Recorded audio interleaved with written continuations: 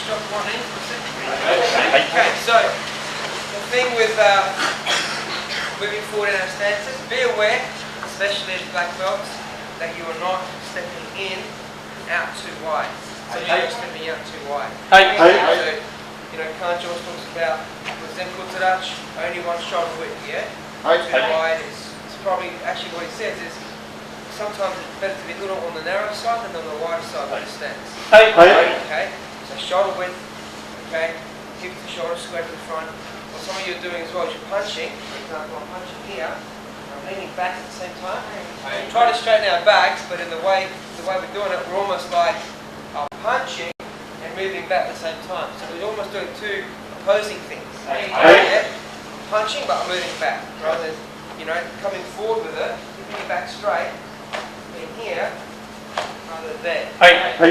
So that's the exaggerated version, of course, but just be aware of that for yourselves, and I imagine most of you are probably teaching as well, so just be aware, so you can pick that up early on in the development.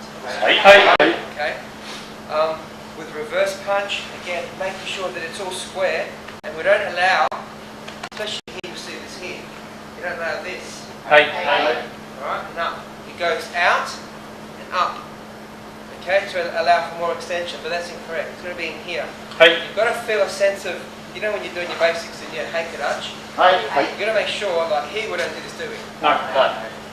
You can pick that up early on in someone's development. Yeah? It's going to be in here, nice and close. So you think that chest muscles, lats, your back muscles, okay, and your shoulder here, back of the arm, nice and tight. So it finishes here. Okay. And also,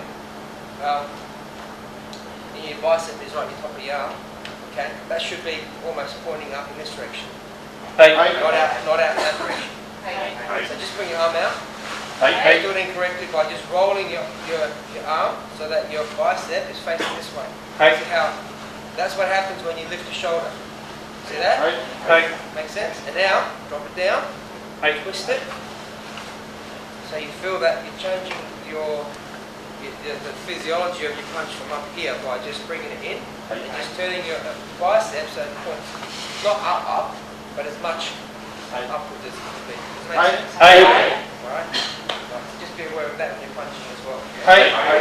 These are little habits that, if we don't pick them up and are always aware of them, after a long period of time, it just changes everything about our technique. Makes sense? Okay. With back stance, back block, making sure that always start from a full extension. Okay? Full extension is in from the starting point. If you can get to here, it doesn't mean go there. Start from here, this here. Just think about what the elbow is. Yeah? Right down here, right up above the face. So just, shoulder height just below the shoulder, just so that it's in this position. So that you're blocking here. So that, block. This one here pulling back. Alright? Or catching. Make sense? For example, and we'll do some of this in groups. Okay? But from here as well, let's say, big reverse punch, go from there. Block. Catch. So that's the block. See that? That's one version. Or from there, 1, 2. Make sense? There, 1, 2. And that's our block with the front, block with it, and then over this way. So that there is here. That's one that's easiest to show full extent of this technique. We're doing this. See that? Even just doing this. In self-defense, just protection, yeah? Arms up. So punches at me here. Makes sense? I can go from a fairly benign, this is not a real technique, but it's actually a part of the technique, isn't it? A big punch comes at me this way, here, it's like a form. Yeah, and then I can take down or whatever. Roll. Make sense? Okay, so it's got to start. Okay, this is why when we're moving through a back stance, nice and strict. There, nice and strict. Okay, it's a block, it's also a strike, it's also a takedown technique. We've done some of that, you know what they are? I've been through them. Who feels that sort of stuff even is important to go through this weekend? You know, to practice. Yeah? Alright, we'll do that anyway. Okay, makes sense? Last night, we're not going to go through a whole basic session today. Okay, we're going to get into, I guess, the kata and all the rest of it. But one thing on, when we talk about basics, what we're talking about is the ability to practice our technique. So, you've got to remember that it's not just, you don't just practice technique during the basics and then you just go ahead and do kata and kumite. Okay?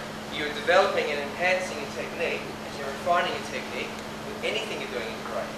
Yeah? So when we do kata and we do bunkai, what we're working on is technique. We're bringing it all the way back to basics, whether it's stance or whether it's techniques like punching, blocking, striking, releasing from grabs, it's all the same thing. Makes sense?